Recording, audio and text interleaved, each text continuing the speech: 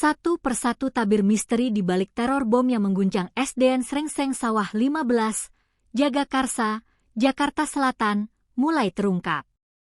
Penangkapan pria berinisial Mai yang berusia 34 tahun pada Senin, 13 Juli 2026, menyisakan kenyataan pahit yang mengejutkan publik. Siapa sangka, sosok peneror yang sempat membuat seisi sekolah dicekam ketakutan, ternyata adalah salah satu wali murid di sekolah tersebut. Pria yang sehari-hari berprofesi sebagai wira swasta ini ditangkap di kediamannya di kawasan Gang Kidan, sebuah lokasi yang hanya sepelemparan batu dari sekolah dasar tersebut. Kronologi teror pagi hari. Aksi nekat Mai dimulai sejak pagi buta. Sekira pukul 6:28 waktu Indonesia Barat, saat aktivitas sekolah baru dimulai, Mai mengirim pesan singkat via WhatsApp kepada seorang guru dan staf tata usaha. Pesan itu ditulis dengan huruf kapital bernada ancaman mengerikan. Selamat pagi dan salam sejahtera, harap bersiap-siap dengan hitungan menit tempat sekolahan SDN 15 pagi ini akan meledak dan kami sudah menyiapkan 11 titik. Karena pesannya tidak langsung direspons, Mai yang panik sempat melakukan panggilan tak terjawab atau miskal berulang kali kepada guru dan staf tersebut. Tak berhenti di sana, pada pukul 7:21, ia kembali mengirimkan teror lanjutan, kali ini disertai gertakan agar pihak sekolah tidak melapor ke polisi. Kami pantau dari wilayah TKP, bersiap-siap hituang 10 menit dari belakang akan rata semua. Jangan coba-coba Anda lapor please.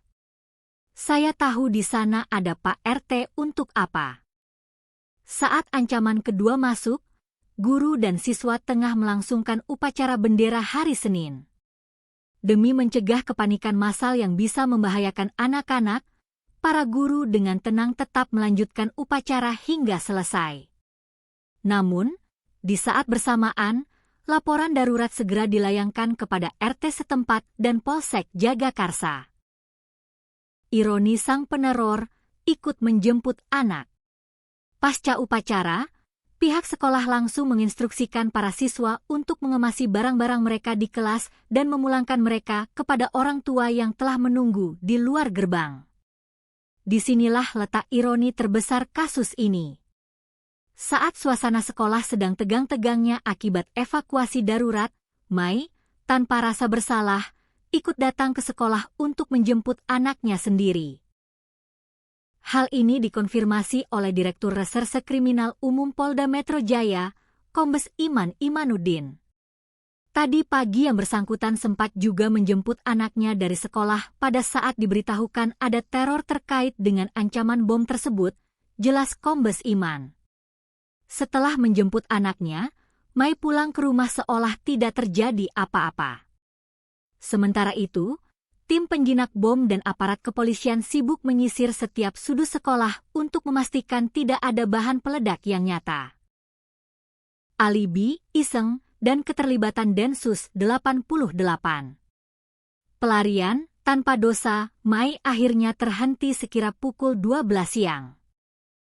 Polisi berhasil melacak nomor ponselnya dan langsung menciduk pelaku di rumahnya tanpa perlawanan. Petugas menyita barang bukti utama berupa sebuah ponsel merek Oppo yang masih terhubung dengan nomor WhatsApp pengirim teror.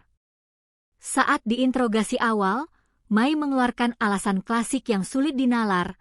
Ia mengaku melakukan teror tersebut hanya karena iseng. Namun, penyidik tidak lantas percaya begitu saja dengan pengakuan yang kerap berubah-ubah tersebut. Guna mengantisipasi potensi ancaman yang lebih besar, Polda Metro Jaya kini berkoordinasi erat dengan Detasemen Khusus atau Densus 88 Anti Teror Polri untuk mendalami latar belakang pelaku serta memastikan tidak adanya keterkaitan dengan jaringan terorisme tertentu. Kini, pria yang awalnya hanya ingin iseng tersebut harus bersiap menghadapi ancaman hukuman berat di balik jeruji besi Polres Metro Jakarta Selatan.